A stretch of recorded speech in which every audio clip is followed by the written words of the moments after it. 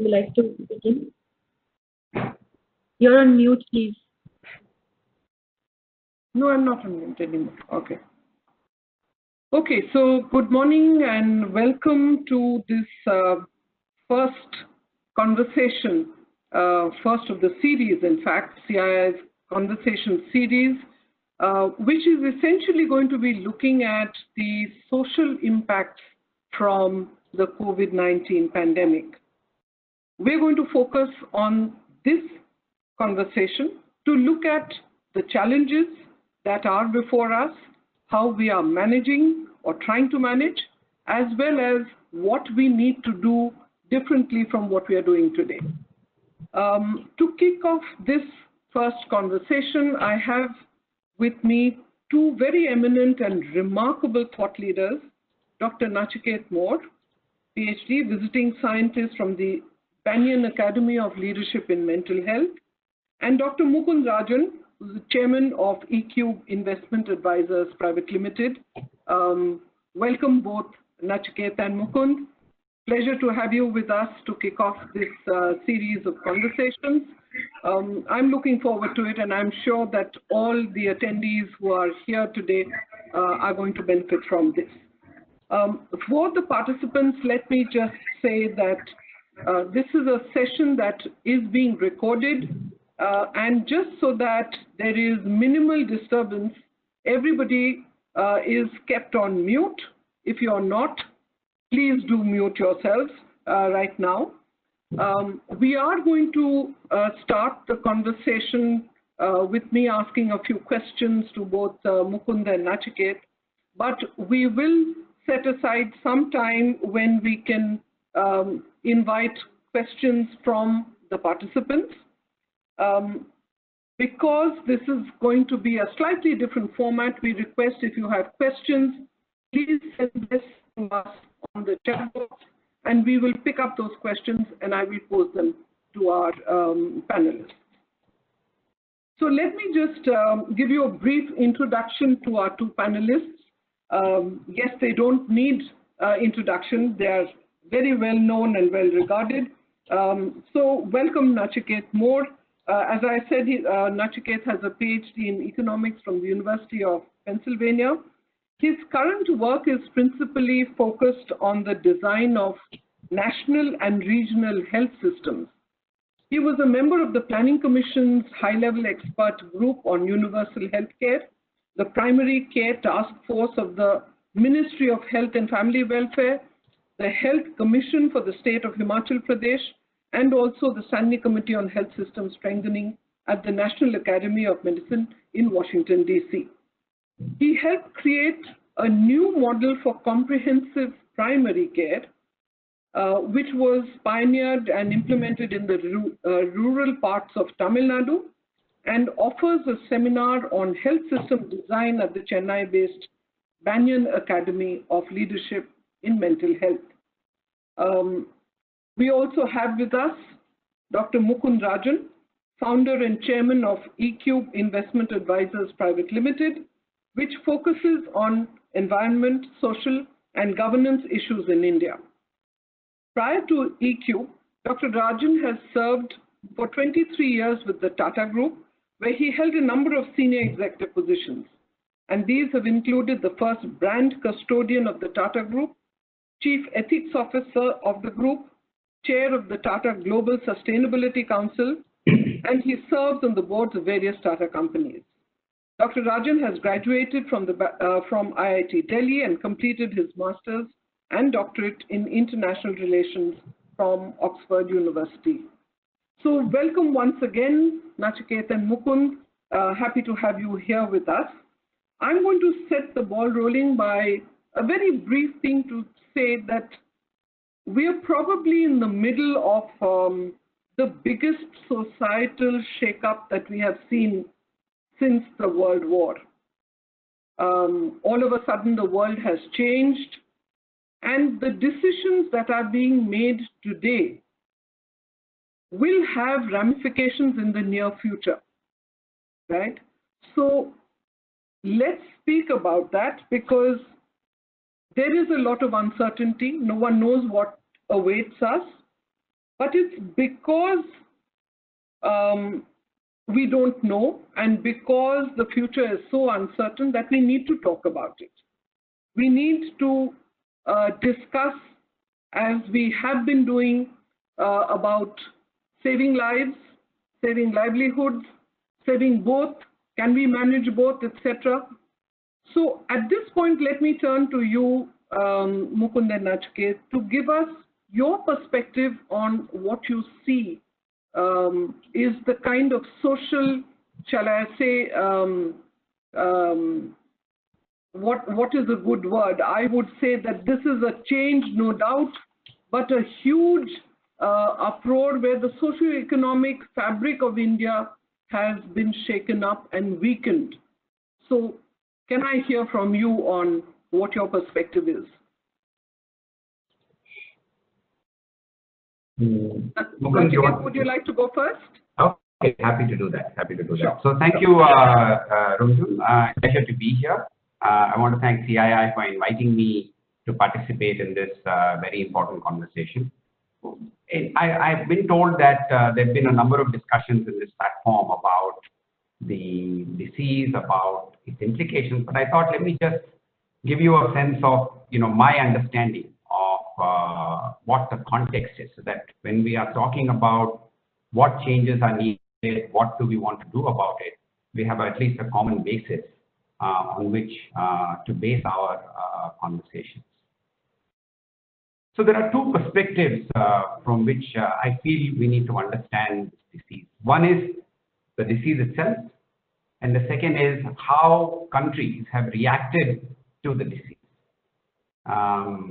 The disease itself, we know it's a respiratory virus, which means that it is likely to spread and spread relatively easily.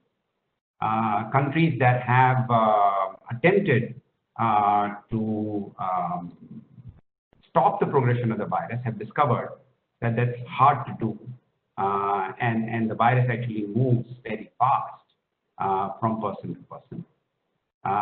But we also know from the evidence so far, because we've had now 5 million active confirmed cases, number of infections is likely to be much larger, and about 350,000 deaths, that somewhere near 97 to 98% of the infected cases, maybe even more, will survive with either no care or a modest level of supportive care. And we can get into that discussion of what is that modest level of supportive care. And that those that do have a challenge will overwhelmingly be people over the age of 60, and they might experience this even with actually advanced care. So that's something that we have to keep in mind as we think about the perspective of the disease. The other has been this issue of how have countries responded to this. As I said earlier, the disease started somewhere in Wuhan, province of China. Because of quick contact between China and the developed world, it rapidly spread to the upper income countries of Europe and North America. And given their enormous resources, what many tried to do initially is to actually halt the progress of the disease. That actually did not work. At the moment, the only country that I'm told successfully has been able to state that, but when they reopen, whether that will continue or not, has been New Zealand, because South Korea, Germany, they're all seeing a rebound in the number of cases. What they've then tried to do is to implement a variety of measures, some very severe measures, to slow the progress of the disease. Now, it's not, many of these countries at enormous cost have been able to bring the disease load down to a level at which their hospital systems can cope with it. But you've seen Lombardy in Italy, you've seen New York more recently, systems have been overwhelmed, even though they're actually well-developed systems. Many developing countries have sought to copy these strategies and implement the same approaches, but have discovered that despite all of these measures, we have not been able to keep the transmission of the disease to levels below what our relatively weak health systems can cope with. But unfortunately, these actions have precipitated a very large humanitarian crisis that has both economic implications, which I'm told have been discussed already, but also non-COVID related healthcare issues, vaccination, cardiac care, tuberculosis care. Many of these things are now starting to become perhaps as big, if not bigger, problems. Now, given these two issues, the disease context and the response context, companies, in my view, will need to explore and respond using three kind of overlapping dimensions. One I would think of as relief, which is what do they do today, here and now. And of course, an important question is why should they do it? Second is resilience. And the third, as they look forward, the issue of renewal. So, I'll stop here. Wonderful, wonderful. Thank you. And we will come back and pick up those three things. I think those are three fundamental things that we ought to look at. Relief, resilience, and renewal. But before that, let me go to Mukund. Mukund, your perspective on the way that you see the pandemic has disrupted the social and economic life in India.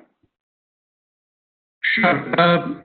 I think Nachiket has given a very good sort of framework within which we can think about the immediate short term, the here and now, and also a little bit of the pandemic aftermath. What I also see this whole situation reflecting is perhaps a dress rehearsal for major issues, major crises in the relatively near future, which could include subsequent waves of the same pandemic, new pandemics, and certainly I think the broad issue of global warming and climate change. And what's interesting is this is a dress rehearsal because it is an issue that is imbued with science, a lot of data, a lot of which we are really scurrying around now to analyze and understand the spread of this disease. But likewise for an issue like climate change, there is a ton of data out there already which is being processed by scientists around the world. And therefore you can feel your way through the future with some sense of understanding of where the impacts are going to be more severe. And of course, countries like India are going to be hugely impacted by issues like global warming. So I think we're already beginning to sense the kinds of challenges that are going to be with us for a very long time. And I think there is going to be significant test of corporate leadership to see how the corporate world really responds to these. As you mentioned in the introduction, I spent many years in the Tatas. And one of the things we used to take a lot of pride in was the philosophy, if you will, of the founder of the Tata Group, which is really predicated on care and concern for the community.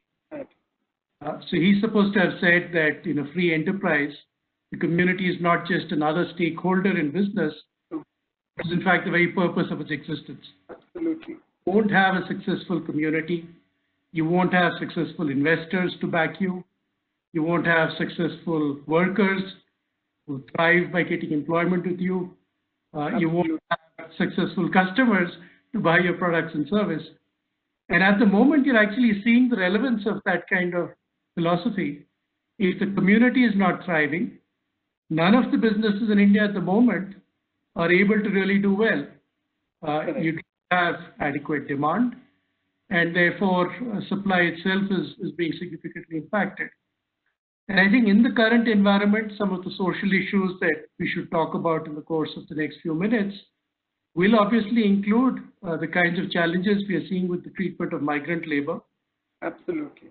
In which corporate India thinks about the way you need to treat your people, whether they're permanent employees or contract workers or temporary employees, the way you think about your responsibility to community. Absolutely. All these issues are now coming to the fore.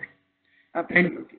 And short-term solutions for the pandemic, where, as Nachiket it's hinted, corporates may take sometimes the easy way out, look to control costs to try and shore up the bottom line rather than worry about what you can give back to workers or to society. I can guarantee that all of this will be remembered. And in a year from now, when people are writing case studies and analyzing the kind of regulations you need to deal with future problems, including climate change, they are going to take account of how the corporate world has been responsive or not in this current pandemic.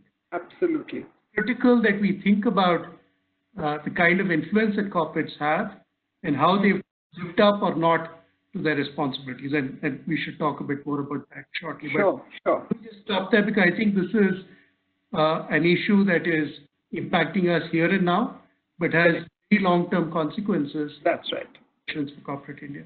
That's right. That's right. Thank you, Mukul. So coming back, Nachiket, to your the first of the three dimensions that you laid out very, very succinctly for us around relief, resilience, and renewal, can we pick up your ideas on what are some of the challenges as far as relief is concerned? So as Mukund pointed out, and it's something we need to be conscious of, I was in a conversation with Dr. Esther Duflo on exactly this issue. The scale of the problem is systemic in nature. It's not that it's a problem of one company or another company. And 120 million jobs have been lost, and jobs that we know of, because there's a lot of hidden unemployment now starting to come back. No single corporate response of $1 million here, $2 million here, $5 million somewhere else is going to be adequate. So her guidance, which I think resonates strongly with me, is one of the core roles of the corporates is to advocate strongly with the government, to say, we will worry about the future with you. But right now, what you need to do is to respond in a massive way, and in a clear, direct way, not via this loan and that's something else, Absolutely. but in a direct, unambiguous way, so that the benefit reaches the individual that needs to consume, that needs to come back. Because otherwise, because it's one of those things, right? You can't have an average depth of water in a fish tank. If on one day there is no water in the tank, the fish is dead. You could have had, a full fish tank for the rest of the day. Right? So you really need to respond quickly. There's also research from Dwara Research that shows that 40% of the monies, whatever it is being allocated, is not getting to people. That's true. And I think there the role of the corporate, particularly, large groups that have manufacturing presence, community presence, is how to facilitate that. So that, because there is a last mile issue here that people are struggling with. We understand government is saying, we don't know who the migrants are. Well, they are working for somebody. Right? Can those somebody step up and say, I know who the people are that are working with me in the construction sector or something else? But that's part of the migrant population. There are a lot more who are in the city with very, very small, if I can call them entrepreneurs, but they are the daily wage earners who are selling stuff on the roadside, etc. No, as I said, see, obviously government will have to step up and do a lot more. All I'm saying is corporates, to the extent that they can help the government, to facilitate this issue. Also, there's an example of, again, a collaboration between, say, Hindustan Unilever and, the campaign that they have for stopping the virus, in which what they're doing is they're using their marketing muscles, their understanding to amplify the messages of the government so that, the government delivers message in a particular way. Marketing companies have a lot more skill so that the message actually goes through. The final area where corporates can play a role, if they wish to, while the larger population, I'm with Dr. Duflo, government will have to do this kind of money in the 20% of GDP, 10% of GDP, that kind of money, not even the very large companies have. But there are subpopulations. For example, I was sharing with you earlier, I'm a visiting scientist at an academy that works with mentally ill homeless women. Right. That's a defined population. Government may not prioritize this population, but the reality is that this disease is impacting the homeless and particularly women who are on the street. Therefore, dependent on temple arms and this, that, and the other is gone. The and we already know that the elderly are very vulnerable to the disease itself. And particularly the elderly that are destitute. One is the elderly that all of us live with. But what about somebody that has nobody? What about somebody that was begging or that was just somehow managing?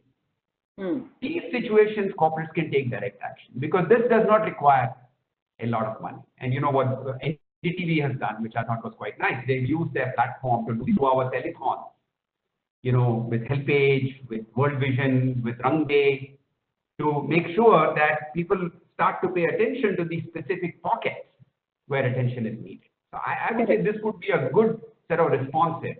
Now, as Mukund said, why would companies do it? Well, you know, where are the consumers going to come from? If you're not going to go out there and help, you know, this large mass of people, ultimately we say we have a large domestic economy and therefore we can come back, but this is the economy. Absolutely. If you're not willing to participate. And, you know, so far, the Indian communities have been silent, have been quiet. There may come a point where they say, this is enough. And then that kind of disruption we have seen in states in India can really, you know, upset growth and economics and shareholder valuation, you know, much more than anything else can. Right. Right now we are looking at, you know, emergency situation of dealing with what's here. But I agree with you that to get demand revving up and again, unless we take care of this population that is feeling the pain, it's going to be an uphill task for us. So Mukund, come in and tell us, what do you feel about the relief operations that we've seen till now and what we need to do? No, I endorse what Nachiket just mentioned, and I think we've also seen some very good role models in Indian industry. Amongst them, for instance, a number of players in the construction industry who have actually continued to sustain their townships around some of the large projects they're working on, where they continue to feed the workers, they continue to undertake medical checks, they have quarantine facilities. They aren't asking these people to vacate their premises and go back to their hometowns. They're not threatening to stop paying them. I think all of these people need to be lauded for their care and concern for their current worker population. I know the Shapurji Misri group, for instance, has 100,000 people still on site who are being looked after.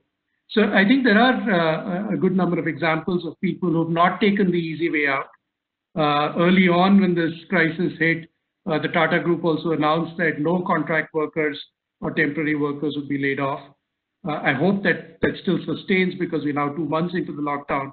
But certainly in the initial flush of worries, they took care to sort of put at rest some of these concerns. So are we doing enough, Mukund? So as Nachiket said, it's going to be tricky because corporates only have so many resources. One of the things that is emerging in the course of this current crisis is how few corporates are actually well provisioned in terms of financial reserves to see through maybe another 3 months of lockdown.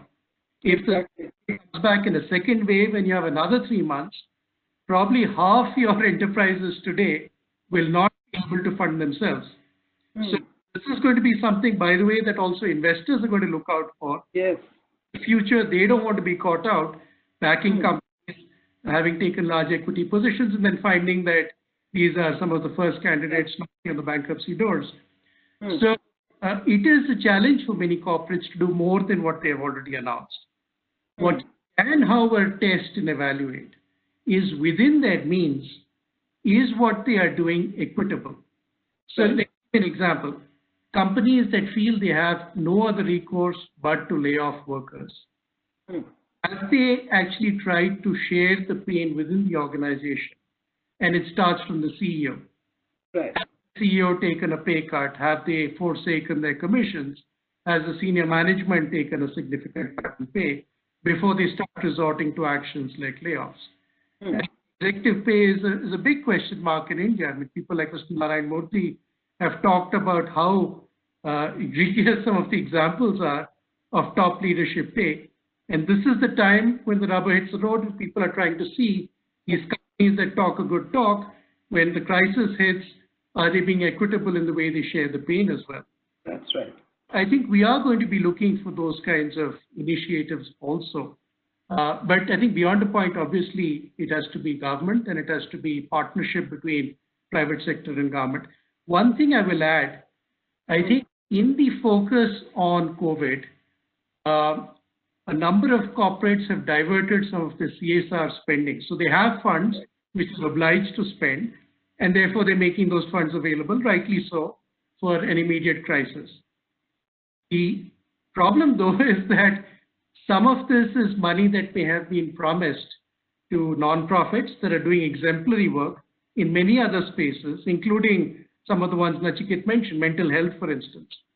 And I think it's a travesty if existing commitments are suddenly pulled back, and nonprofits, which, with great deal of effort and pain, are able to pull together grants and are able to put together a plan of action that is usually spread over a few years, suddenly find that the bank accounts have emptied and no new funds are coming, then you will have multiplying crises on many other fronts. That's true. Just COVID.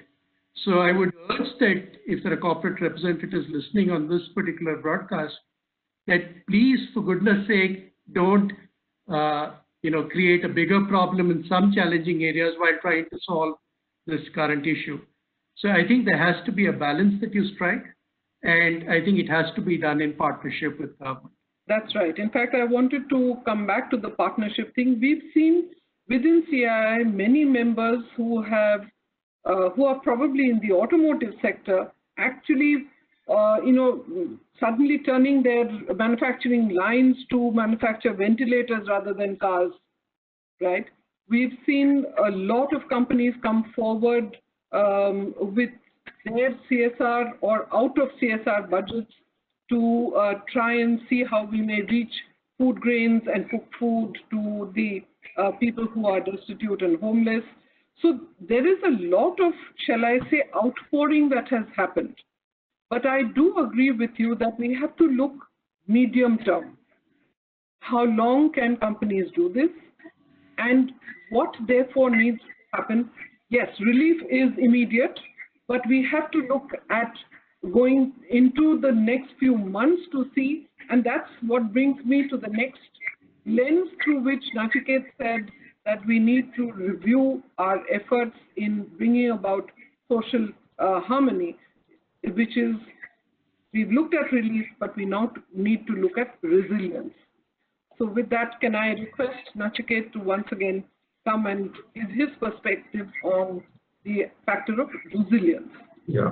So, as I said earlier, I think Mukund made a very good point that perhaps the role company can play in the relief area may actually be much more to continue to do what they were doing with existing NGOs, existing nonprofits, help the government where they can, but really make sure that while the attention of the government is focused on this disease, everything else, does not stop getting the attention. I think on resilience, and I will add the whole aspect of renewal as well, because we may not have enough time to get to it eventually. Companies have a much more direct role to play. These are areas in which it's in their backyard. It concerns their employees, their contractors, the supply chains within which they work, the communities in which they are located. And, of course, it is true, as Mukund pointed out, that the instinctive reaction of a company is, let me conserve cash, let me make sure that my financial and operating leverage is low, so that, as I come out from the crisis, I'm actually safe. But one thing to introspect on, if you come out from the crisis with a broken supply chain, with demoralized employee bases, severely depleted contract labor, those companies that didn't pay any attention to this issue will be at a severe competitive disadvantage relative to others that made every effort to try and preserve it. And this, to a larger degree, is within their capabilities. And they don't necessarily have to put out all the money. For example, Uber, I understand, has put out a driver fund. in which what they are trying to do is to work with their driver partners to see that they are able to sustain until the traffic comes back. Supply chains are a big problem. I understand some FMCGs now have reversed. Historically, the policy was, I will maintain zero leverage. I will force my suppliers and dealers to borrow money on their balance sheet because I don't want to take the risk. So you'll see many large companies, AAA ratings, zero debt. Right? What they are starting to think about is maybe I should, for a while, reverse that policy, increase financial leverage, increase operating leverage, because banks will be happy to lend money to me, not to my clients, not to my suppliers. Right. Can I bring some of that into the system?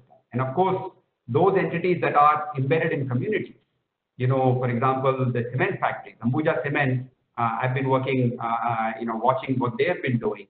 They've gotten quickly off the mark. They've recognized, for example, that old people are vulnerable and that a broader messaging is not communicating that narrow point. So they've really focused on it, making sure that the communities are safe. My sense is that goodwill that they will get will be actually quite tremendous. True. Mukund, would you like to come in on this aspect of resilience of companies particularly?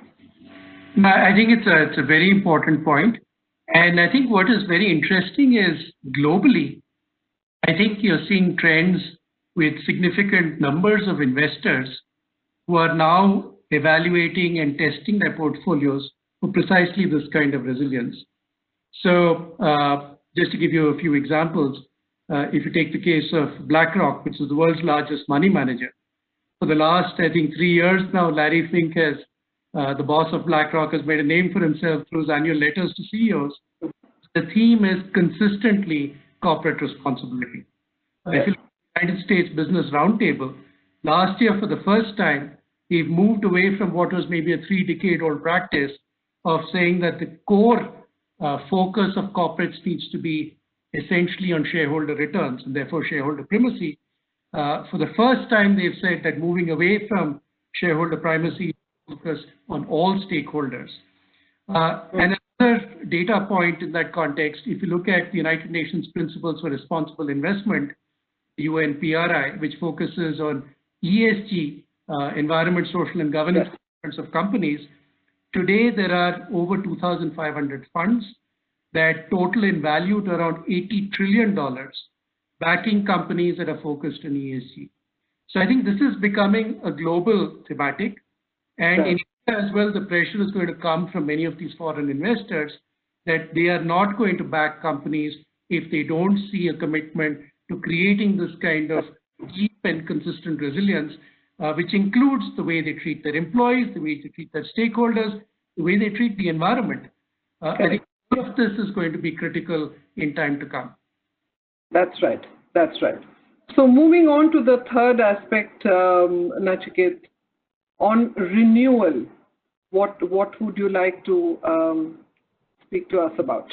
I think this is where companies will have the largest role to play. It is clear now that the crisis will be somewhat extended. It won't get over quickly because until we have a cure or a vaccine or we have somehow built herd immunity, at least a year and a half. So they will inherit an economy which is, in a lot of ways different from the economy that we see today.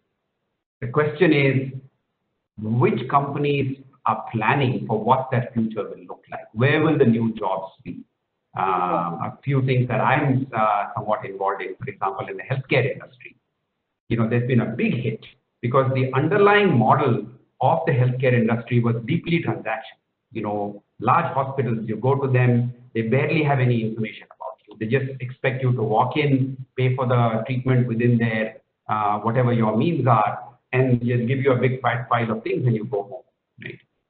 This model has been shocked by this crisis because as soon as there was a crisis, these patients disappeared. And many smaller hospitals, mid-sized hospitals, are now facing a situation where they might have to shut down. Right? A lot of healthcare participants have come together to say, why don't we reimagine what the future will look like with technology backbones, public goods that need to be created so that we can help formalize the health sector far more than it has been so far. And I think that's a terrific measure that we move forward. I'm involved in another effort in which the startup industry has come together and said, well, we have staff that have time. Here's some money that we put in. They put in about 100 crores and said, why don't we back enterprises and startups? Because this is what we need to do, that we know how to do, that can help the government, the people of the country respond much better to the current crisis. Right? That's right. Now, of course, they will benefit today, but many of these niches will open up new opportunities for massive job creation, maybe a year or two from now. Agriculture, government has announced some reforms that have taken years, decades to come together. Now, do those reforms open up new opportunities for, high value agriculture, processing, transportation, specialization? Because India was not a common market for agriculture. Within India, you didn't get specialization. Everybody was trying to make everything, right? That's right. Is that suddenly going to change and allow us to do many more things that we could not do earlier and make agriculture for the first time a job creator, not something that is shedding labor at a fast pace? So really here the opportunities for companies that say, I will resist the urge to hide in my corner, but actually open my eyes and see what's going on. Try to make a careful series of bets about what the future will look like. I think can really make a big difference. You saw that around the Russian, coupon crisis. Those companies, those individuals that decided to work with the system came out at the other end of the tunnel far richer and far more well established than those that decided to withdraw. That's true. That's true. Mukund, your perspective on this, please. So I have maybe three thoughts, and there could be plenty of others also, but the three that I thought would be worth sharing. The first is, I think corporate India has a little bit of a template that's been getting built up over the last 6 years since the Companies Act amendment, which is the CSR legislation. And it is, of course, a requirement for companies that meet a size and scale test to have a CSR committee of the board. What we've seen is that with independent directors on these committees and the level of discussion elevated to the board to discuss both spending and also outcomes, I think the whole discourse around CSR has become qualitatively different, vastly improved from what it used to be. One proposal that therefore from my side would be that corporates need to increasingly think about transforming the CSR committee perhaps into a sustainability committee of the board, which looks at the entire gamut of E, S, and G issues. And in ESG, obviously the S, the social dimension, is again critical in India. And that includes issues around diversity, especially gender, which is something that we should talk about, issues around the scheduled caste and scheduled tribe communities. All the issues around migrant labor would also come up under right. So that would be one proposal. And some companies, in fact, have actually done that already. In Tata, for a fact that Tata Chemicals, for instance, took this decision several years back. And so they have a CSR and sustainability committee of the board. The second proposal is something that CII, in fact, had done a lot of work on, which is a combination of pro bono and volunteering. Go back to the question of why should companies care? Why should they do anything?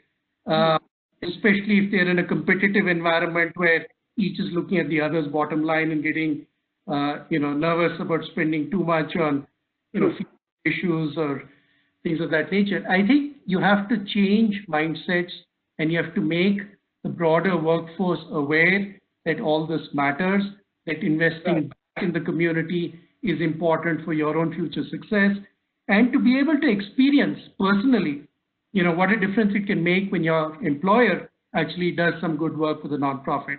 So there was a proposal some years back to actually include some element of pro bono contribution in terms of time, create a value for it, and then allow it to be adjusted against your CSR spending. That's right. To encourage companies to do more and to get more senior people to also, in a sense, dive into pro bono.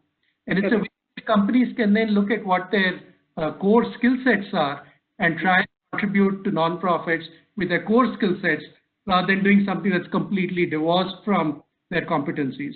So that would be the second thought. Third idea really is something around something that Nachiket just mentioned, the whole issue of job creation. I think we are unfortunately going to be in an environment where many sectors are going to see huge impact. Tourism for one, transportation for another. These are all sectors that are going to be dramatically impacted, at least in the short term. Yes. So as it is, we had a problem of insufficient jobs of the right quality, and now it's going to get much, much worse. What can industry do to address that? Now, what you're seeing in this current environment is the huge impact of digitization. So how much of the workforce is equipped to really participate in a digital economy? I think there can be contributions made there. Secondly, skills development. We've talked about this ad nauseum, but the fact is relatively little has been delivered on the ground, even at the government's own programs. And even skill development activity has taken place, jobs haven't been found thereafter, and people then very quickly recede back into So that is going to be, I think, very important to nurture and continue to invest in.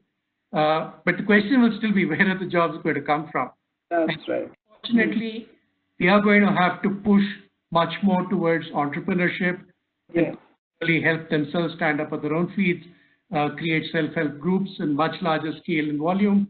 And maybe some of it will be benefited by view in Indian industry that, look, the supply chains that have fallen apart or reliance on overseas suppliers, some of that we're going to bring back to India.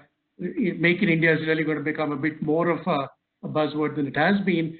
And we're going to try and create local communities adjacent to manufacturing facilities, for instance, that can become much more prominent suppliers. I think government should push in that direction, create incentives that allow corporates to really focus on that. So I think local level entrepreneurship and job creation is the third dimension, a link to skill development and a strong focus on preparing people to be part of the digital economy. Wonderful, wonderful. And I think all of these will need, all companies will have to now reflect on how they actually implement either their CSR strategies or their mainline strategies, the company's own strategy to dovetail with this kind of outlook for the medium term. We've got from the participants a number of questions coming in, so I'm going to read them out to you and request both Nachiket and Mukund to. So the first question talks about, do you see government and corporate India utilizing this pause and work more towards more equitable growth which reduce income inequality? And another question related is, what would be the two suggestions towards sustained equitable growth? Nachiket, you want to go first, and then I'll ask Mukund to give his views on this question. My sense is that this is not going to happen automatically. In fact, if we take a laissez-faire view, almost the opposite is going to happen. If you see, for example, capital markets activity, the largest companies, the safest companies are becoming larger and more substantive. They are raising more capital, they are getting access to more debt. And so, risks are being pushed down to the least capable. And the bigger you are, the more powerful you are, the more you are able to draw a fortress around yourself. This is the time where large companies are deleveraging, are doing so many things, but the people below are not even able to survive. So it's a matter of what is the approach we take, because this will need, in a sense, almost leaning against the wind for this to happen. And are we able, for example, I have experience of two sectors, Mukund has seen twice. I've worked in finance, I've worked in healthcare. Right? What holds back a lot of For example, Mukund made a very nice point about local entrepreneurship. But if your credit to GDP ratio in the state of Arunachal Pradesh is under 1%, when it should be 250%, that's right. right? How are you going to get local entrepreneurship to go? We really have to examine carefully what is holding back the ability of these communities. You know, if today a modern India can't even guarantee money can reach a bank. I mean, you know, I worked in the financial sector for a long time. 4 or 5 people need to, it's a highly concentrated sector. We don't need to consult 400 people. 4 people in a room, you know, can fix it. We are going to have to do that, you know, because only then will the activities of the type Mukund spoke about, healthcare. Indians are spending 10 to 11 lakh crores on healthcare. The government is spending a small portion. They are spending a lot. But in return, they are getting no value for their healthcare. I encountered in remote rural areas people who spent 70,000 rupees and showed up because basic tuberculosis care was not available. So we're going to have to think a lot more about some of these issues. You know, and that is what will change the narrative towards the more equitable, towards the more, you know, and I believe that the opportunity is there. India is not South Sudan. Right? We have the capability to do this. I think what we need is a little bit of a collective, you know, like Mukund spoke about the SHG. I think we need an SHG at the top. True. To sit down and say, this is our country. We're going to sit together. We're going to fix this. And I think this is what is going to be needed if the kind of, you know, aspiration that the person who asked the question has, because we all share it. Right, right. Okay, let me turn this to Mukund. So I have a couple of perspectives on particularly the issue of executive pay and sort of equality or inequality. If you read the Oxfam report on inequality in India, it is frightening.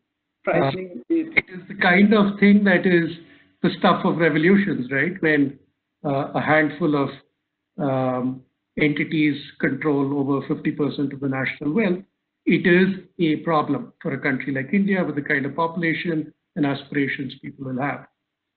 I divide my response into 2 buckets. One, I think partly because of the inspiration created by startups, the unicorns that have done well, you have such a large number of startups that mushroomed in India over the past decade. If you didn't have role models like the founders of Flipkart, you wouldn't have so many more people trying their hand at entrepreneurship and getting into new businesses, trying to develop new technologies, trying to create new patents and intellectual property in India. And we need to do much, much better on that, but at least a start has been made.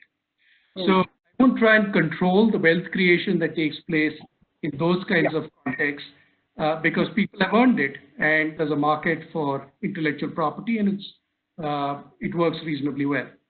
Where I do have a concern is a lot of the rest of corporate India, and this is where, as I mentioned earlier, people like Mr. Narayan Murthy or Mr. Bhargav at Maruti have spoken out and said situations where you're seeing ratios where, for instance, the CEO gets paid several thousand times the median salary of a worker in manufacturing, for instance, makes no sense.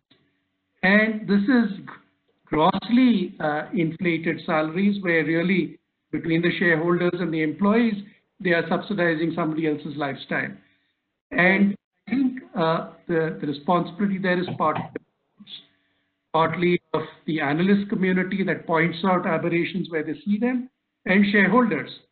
And the good news is in India over the last few years, minority shareholders, whom typically these issues would come in promoter-run companies, have begun to exercise their rights quite strongly. And there have been a couple of very prominent cases where, in fact, a CEO's reappointment at a highly inflated salary was actually shot down. So I think we're going to see more of this, but you'd like to see corporates doing this of their own volition before it becomes an issue that the rest of the stakeholder community has to point out. Okay. Okay. There is another question that's come in that says, with more emphasis on work from home culture, till the vaccine is out and companies shifting to this new culture, do we see any kind of fall in business in the near future?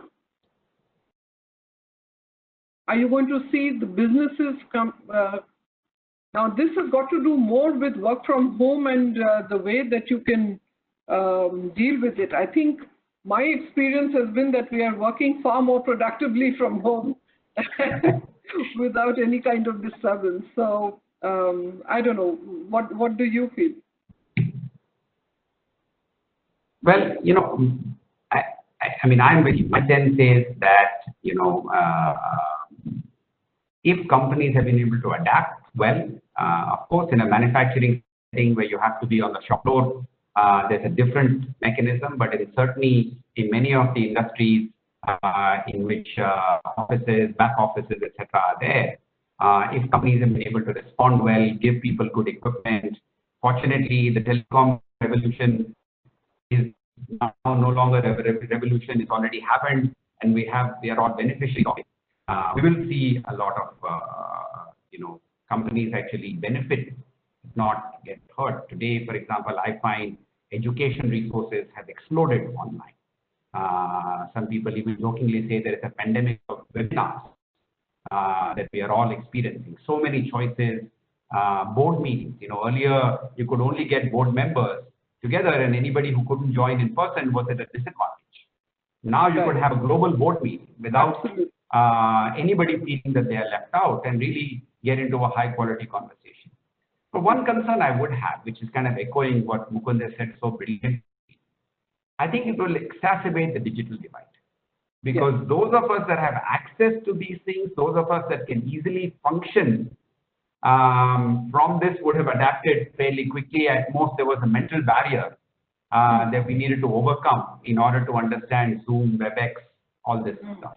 But what about people who simply don't have this access, but were providing services, but were doing things that needed an office environment to come together? I think we'll have to be a bit more careful about that, to see how we can address this issue.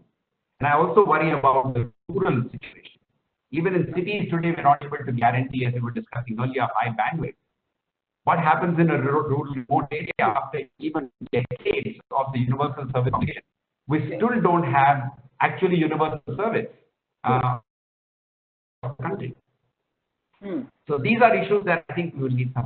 I don't necessarily see a drop in productivity. Sure.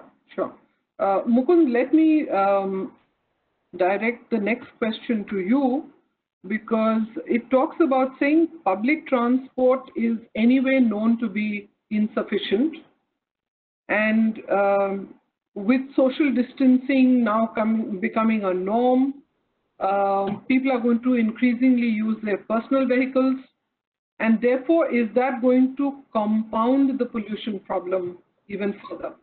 And if so, what can corporates do about it? Is there a role that they can play? Yes, so this goes back to how much productivity are companies seeing at the moment because of work from home. In fact, the joke is work from home has now become work far harder. There is no time that you can pretend that you can't take a call, or you're hanging for dear life in a Mumbai and therefore not available or contactable. Now people, in some cases, are 24/7. So I think productivity in some sectors has perhaps even improved. So I think each company is going to have to evaluate its own situation and decide whether it is willing to permit or even allow employees to perhaps on a staggered basis take a number of days where they can spend time not having to commute to work. IT companies, very interestingly, which are the original sort of developers of this whole idea of a campus and so on. Now a company like TCS is saying 25 by 25. So by 2025, only 25% of the workforce needs to come to office. The rest can work from home. So I think technical solutions will be found. But you're quite right about this concern that in the short run, and not just on this issue, on a variety of other issues, there is a risk that the environmental agenda suddenly, is allowed to take a backseat. You've already seen this, for instance, thermal power plants. Emission norms have been relaxed for them. Some of the environmental impact assessment norms are now being revisited by the government. And the argument is, look, the economy needs help, so let's do our best to make it easier, production, manufacturing, etc., to get back on their feet. Let's add some of the issues around inspection and so on. You're even seeing the labor rights, where the labor norms in some of the states have been significantly diluted. Of course, the NITI Aayog has come out against that, so we'll have to see what happens. But there is a risk that at a time of crisis, some people may see an opportunity to actually backpedal on some of the good work and progress that has taken place, particularly on environmental compliances. And I think that's a travesty. We should stand strong against it. Right, right. So there is, and I hope that because we have just another few minutes, or we'll take this last question, which says, and I think we've partly spoken about it, says CSR budgets have been impacted in some senses because companies are now finding that they have to divert their funds to COVID relief. And therefore, things, and we spoke about this earlier, that the causes that they were supporting may get impacted. But there is also a fear that going forward in the next 1 or 2 years, because of the kind of disruption that businesses will see, the CSR budgets will also shrink. So in trying to do that, what kind of causes should companies actually be looking at going forward? So maybe Mukund can talk a little bit about the CSR budgets themselves. So only one small thing I would say is that companies have a lot of other resources that they can bring out. Their ability to train people, there is good evidence that shows that a classroom-based training versus an internship-based training, the difference in the employee's future is dramatically different.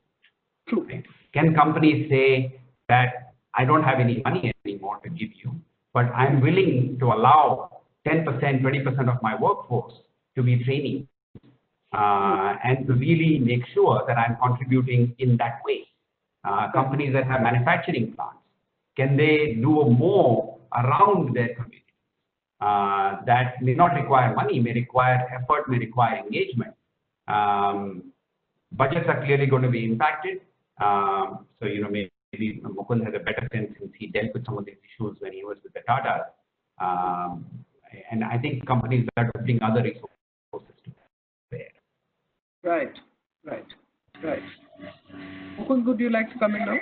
No, just very quickly, I'm conscious we're almost out of time, but obviously the CSR budgets are a function of not just this year's profitability, but the previous 2 years as well. So there's always going to be some amount in the kitty. But Nachiket is absolutely right. I think there are many other ways that corporates can contribute. I touched upon that when I talked about the importance of pro bono and likewise corporate volunteering. Give your people the ability to go out and do stuff on their own. It means they need a little bit of time off from work, which doesn't cost companies actually the largest things anything. And I think this idea of internships is also great. I mean, we already have an Apprentice Act, for instance, in this country. Very few corporates in the manufacturing space are leveraging fully. This is something where the government actually pays a substantial part of the apprentice cost. Of the apprentice. Many different ways, and particularly if you're beginning to localize supply chains, there will be a need to invest much more significantly in creating skills in the local communities. So I think you may shift some of the focus from what you were doing earlier, but there are many other ways in which you can make up for it. Sure. In fact, there was another aspect that I thought would be a good question for me to pose to you on saying, with all the migrants moving away from the cities back to the villages, is there a way that we can divert our CSR funds to the rural economy and try to create rural entrepreneurs there so that gets, that economy at least gets revved up? And could CSR have that kind of a focus as well? My sense is that, we have to be careful that we don't take on systemic responsibility, because what you're talking about is actually very large. And in trying to do that, we then get distracted away from the regular causes we were supporting, the communities in which we are located. I really like what Mukund said, can I start to invest in building my supply chain? So, I'm a little bit anxious that they should not turn into tokenism. That, I did a few villages here, I did a few villages. I would say do much more with your direct stakeholders, enable the government to do the larger systemic work, but stay with what you are doing well. And build your resilience, build your future. Right. Good. That's great. Time is actually run out, and therefore I will have to take your leave. But big thank you, Nachiketa and Mukund, for this wonderful conversation that we've had. As I said, this is the first of a series. What CII would like to do is to have the subsequent conversations focus on some sectors. So we will pick up subsequently a conversation around health, on education, on water and livelihoods. So participants as well, please stay tuned for that. But thank you very much for being here with us and kicking this off so beautifully. Thank you, Rumchuk, for doing such a beautiful job of, moderating this conversation. It was a wonderful discussion. It was a pleasure. And lovely to see you after such a long time, Mukund. I'm glad that we could have this discussion. Thank you. Thank you so much. Good luck. Stay safe. Thank you, everyone. Bye-bye. Thank you.